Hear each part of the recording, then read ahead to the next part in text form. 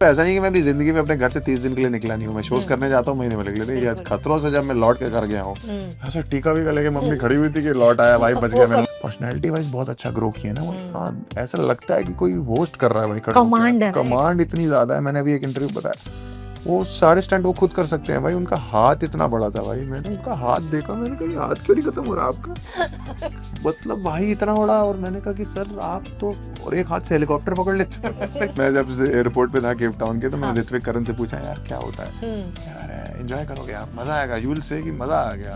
Into the season, half way into the season ये लोग कहते हैं कि भाई पता नहीं क्या करवा रहे हैं ये लोग इस बार कुछ अलग सोच रहे हैं, ये लोग इस बार कुछ। तो वो लोग जब इतना डर गए तो हमने कहा जब ये तो पुराने लोग हैं, जब ये इतना डरे हुए तो हम लोग तो हैं ही कौन, हम तो हैं ही पहली बार आए हैं। गलत किया मैं कह रहा हूँ, बट पता नहीं लगता आर्टिस्ट को ना कि यार ये किस लेवल तक, वो जो बंदा वहाँ बैठा हुआ था, अब तो पुरानी बात हो गई काफी आई थिंक। और आई थिंक आपने अथॉरिटीज के हाथ में दिया तो उन्होंने सजा दी ना उनको।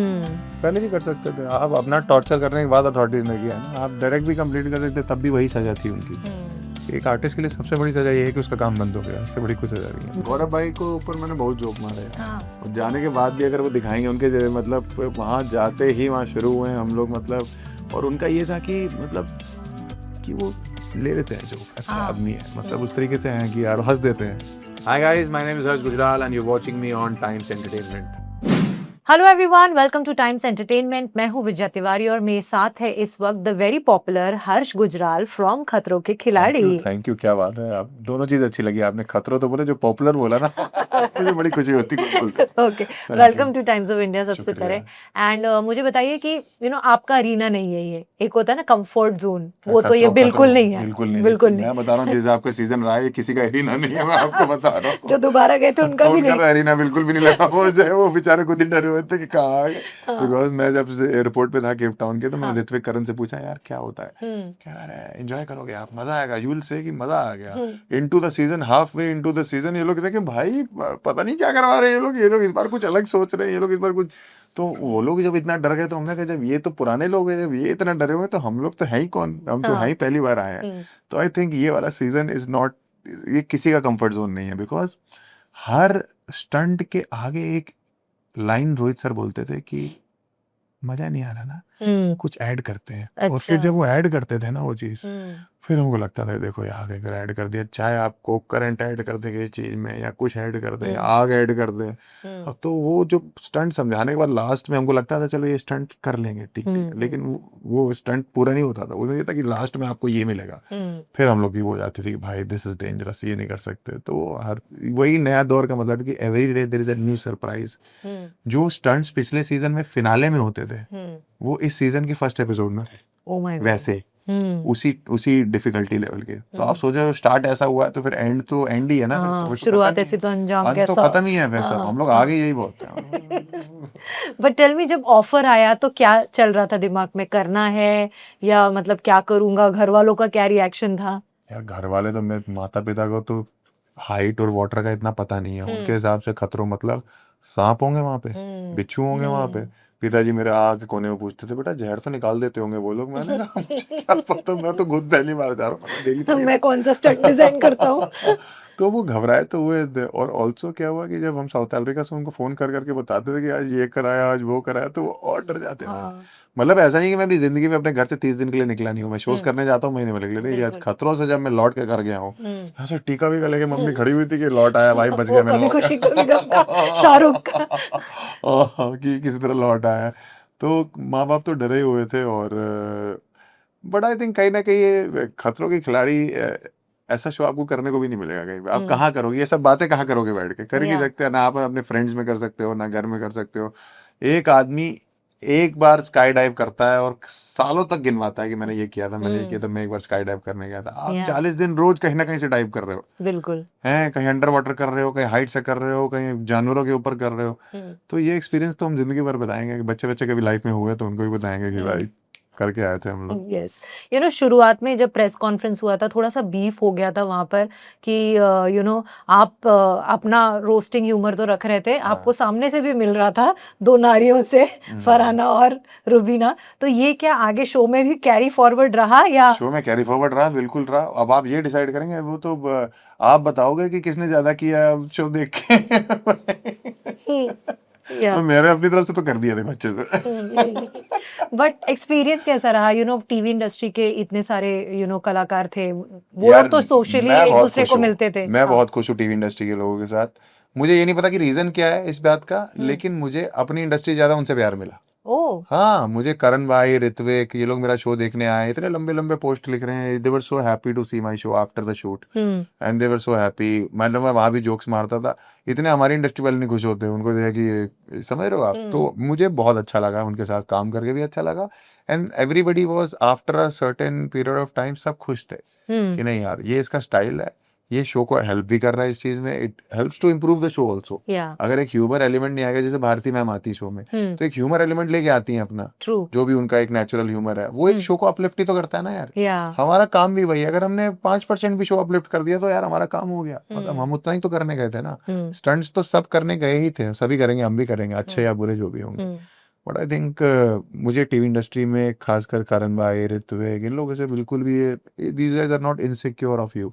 और वो आपको अगर अच्छा कर रहे हो तो डंके की चोट पे आके बोलते हैं कि इसने अच्छा किया। और आप लोगों का वो जो बॉन्ड था वो दिख भी रहा था फोटोज में, जिस तरीके से आप, गौरव, करण, ऋत्विक, अविनाश, आप लोग एक बॉन्डिंग कर भी रहे थे। बहस नहीं हुई हमारी आपस में। हम्म। मेरी तो वैसे किसी से ज्यादा नहीं होती, मैं ज्यादा बहस नहीं, लेकिन एक भी ऐसी बहस नहीं हुई, बहस हुई कि जो आदमी बोले कि यार ये लड़ गया आपस में। हम्म। मतलब बोलना पड़ रहा था वहां की भाई कॉम्पिटिटिव हो जाओ। आप समझ रहे हो, स्टंट भी यस। कर रहे थे तो खुशी खुशी कर रहे थे। या।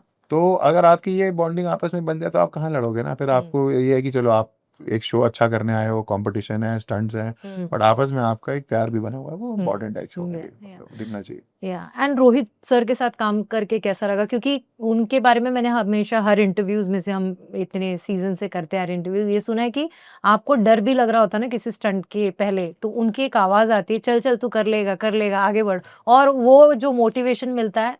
उनका बस चले तो आपको हटा के वो खुद ही कर देंगे। मैं बता रहा हूँ आपको, कहीं ऐसे स्टंट थे जो उन्होंने बोला कि अरे यार हटो मैं करूँ। क्यों, मुझे नहीं पता कि वो, मतलब आई थिंक ये उनका इस आर्ट फॉर्म के साथ या इस एक्शन सीक्वेंसेस के साथ या स्टंट्स के साथ या फिर इस शो के साथ कोई एक प्यार है या जो भी है, जो एक लगाव। लगाव है, डेडिकेशन है, जो इतने डेडिकेशन से पूरा काम करते हैं भाई। मतलब आपके को कोई बताने वाला नहीं, एक बार स्टंट सुना, इतना लंबा स्टंट है, उसके बाद एक बारी में समझा देते हैं हमको पूरा, और अच्छे से समझाते हैं, और ड्यूरिंग द स्टंट इन्वॉल्व रहते हैं कि ऐसे कर और ऐसे कर, ऐसे कर नहीं तो ऐसे कर। तो इतनी नॉलेज अगर आपको है तो आई डोंट थिंक सो कि खतरों में उनके अलावा कोई और होस्ट कर सकता है इसको। जब उन्होंने करना शुरू किया, इसीलिए मुझे लगता है आज वो 10वां सीजन करा है इस बार उन्होंने, बिल्कुल। और 10 सीजन भी होंगे तो वही कर पाएंगे। जैसे सलमान बिग बॉस के लिए इररिप्लेसेबल है। एग्जैक्ट कि रोहित। भैया कि अगर सलमान भाई हटे हैं तो बिग बॉस खत्म है। हाँ। वैसे अगर रोहित शेट्टी सर हटे हैं तो ये खतरों का वो है कि भाई वो फ्लेवर नहीं रहा। मतलब मुझे ऐसा लगता है, ऐसा नहीं कि कोई और आ नहीं सकता, हम जस्ट सेइंग कि इतना जुड़ जाता है आदमी। या लोग रिलेट करते हैं रिलेट भी ना। करते हैं ऑल्सो, हम लोग को भी, हम तो पहली बार गए थे ना, हर स्टंट में आके बोलते थे पीछे से ऐसे करना है, ऐसे करेगा तो ऐसे हो जाएगा, वैसे करेगा तो ऐसे हो जाएगा, उल्टा लटकना है तो इतनी देर तक लटकना है, पानी में रहना है, बर्फ में रहना है तो इतनी देर रहना है, इसके बाद नहीं रहना है, इतनी देर में ऐसे करना है, ये स्विच मारना है। तो वो सब हमको नहीं पता था, किसी को भी नहीं पता था, लेकिन रोहित सर को पता था। आई थिंक वो बहुत ही लेजेंड आदमी है। प्लस पर्सनैलिटी आपकी, मैंने पिछली वीडियोस भी देखी है रोहित सर की, जो पुरानी सीजन की, इसमें भारती है, पर्सनैलिटी वाइज बहुत अच्छा ग्रो किया है ना वो। इतना ऐसा लगता है कि कोई होस्ट कर रहा है भाई, कमांड है ना, कमांड इतनी ज्यादा है। मैंने अभी एक इंटरव्यू बताया, वो सारे स्टंट वो खुद कर सकते हैं भाई, उनका हाथ इतना बड़ा था भाई, मैंने उनका हाथ देखा, मैंने कहा ये हाथ क्यों नहीं खत्म हो रहा आपका, मतलब भाई इतना बड़ा। और मैंने कहा कि सर आप तो, और एक हाथ से हेलीकॉप्टर पकड़ लेते हैं। मैंने कहा हेलीकॉप्टर का छोटा लग रहा है भाई। तो आई थिंक वो कमांड बहुत इंपॉर्टेंट है शो के ऊपर, आके वो होल्ड करते हैं उस शो को। आज कॉमेडी की बात की जाए तो कॉमेडी के लिए कुछ समय से थोड़ा समय ठीक नहीं चल रहा है। कॉमेडी के लिए हर 2 साल में एक ऐसा समय आता है। हाँ। Comedy as an art form जो है, टाइम टू टाइम आपको शॉक और सरप्राइज दोनों करके मानेगी, बिकॉज आपको लगेगा कि यार, और उसमें क्या होता है कि ऑडियंस डिवाइड होती है और कुछ नहीं है, कुछ इधर चले जाते हैं, कुछ उधर चले जाते हैं, राइट। बट ये हर 2 साल में, 3 साल में, बिकॉज जोक एक ऐसी चीज है जो आप, जैसे मेरे किसी जोक को बुरा मान गए तो आप उठ के चले जाओगे ना यहाँ से। वही इंटरनेट पे भी है, किसी को जोक बुरा लगा उसने मुद्दा बना दिया। बट ऑडियंस को समझना पड़ेगा, चुटकुला है, आपको कुछ नहीं भी पसंद आया, आप इंडिया में बहुत सिस्टम है, वार्निंग का सिस्टम है, कंप्लेंट का सिस्टम है। लोग इंटरनेट पे अपने हाथ में कमान लेके मीडिया ट्रायल। लगे हुए हैं मारने में कि हम्म जान से मार देंगे इसको अब। Lot of things there. आप पुलिस है, गवर्नमेंट है, अथॉरिटीज हैं, हर चीज़ की एक, अगर आपको कुछ बुरा भी लगा है आप कंप्लेंट रेज कर सकते हो उस चीज़ के लिए, मुझे ये बात बुरी लगी, which is the correct way to do it. But लोगों बट का इस पे ये भी मानना है कि आप कॉमेडी करो बट कुछ सेंसिटिव इश्यूज हैं वैसे ही हमारी कंट्री में काफ़ी सारी चीज़ें होती रहती हैं आए दिन, वहाँ पर थोड़ा सेंसिटिव होना ज़रूरी है। जैसे जो 370 वाला बिरयानी वाला रिमार्क था, लोगों को लगा वो ज़रूरी नहीं था, नहीं मतलब था, वो नहीं था एंगेजमेंट जरूरी। कभी ज़रूरी कभी नहीं कि आर्टिस्ट उससे। और ऑडियंस दोनों को नहीं पता लगता आपने क्या बोल दिया। हम्म हाँ गलत किया, मैं वो कह रहा हूँ, बट पता नहीं लगता आर्टिस्ट को ना कि यार ये किस लेवल तक, वो जो बंदा वहाँ बैठा हुआ था, अब तो पुरानी बात हो गई काफी आई थिंक, और आई थिंक आपने अथॉरिटीज के हाथ में दिया तो उन्होंने सजा दी ना उनको। हम्म पहले भी कर सकते थे आप, अपना टॉर्चर करने के बाद अथॉरिटीज ने किया है ना, आप डायरेक्ट भी कंप्लीट कर सकते, तब भी वही सजा थी उनकी, राइट। या सजा तो मिली ही है, आप कोर्ट के चक्कर भी लगा रहे हो, पुलिस के चक्कर भी लगा रहे हो, आपको सजा भी मिल रही है, काम भी बंद है आपका। एक आर्टिस्ट के लिए सबसे बड़ी सजा ये है कि उसका काम बंद हो गया, इससे बड़ी कोई सजा नहीं है। बिल्कुल। आप उसको जेल में रख दोगे और बोलोगे अंदर काम कर ले तो वो खुश हो जाएगा, काम तो चल रहा है मेरा। लेकिन एक आर्टिस्ट जिस दिन वो अपने काम से हट जाता है, अपने स्टेज से, अपनी चीज़ों, जो भी जिस भी आर्ट फॉर्म में वो काम करता है, उसके लिए वही सजा है सबसे बड़ी, और कोई सजा नहीं है, वो खत्म हो जाता है उसके बाद, मेंटली तो खत्म हो जाता है। मैं एक दिन भी स्टेज पे नहीं जाता तो मैं डिप्रेस हो जाता हूँ। तो आप सोचो जो बंदा रोज स्टेज पे जाता है उसको आप बोलो कि अब तू काम नहीं करेगा, मर गया।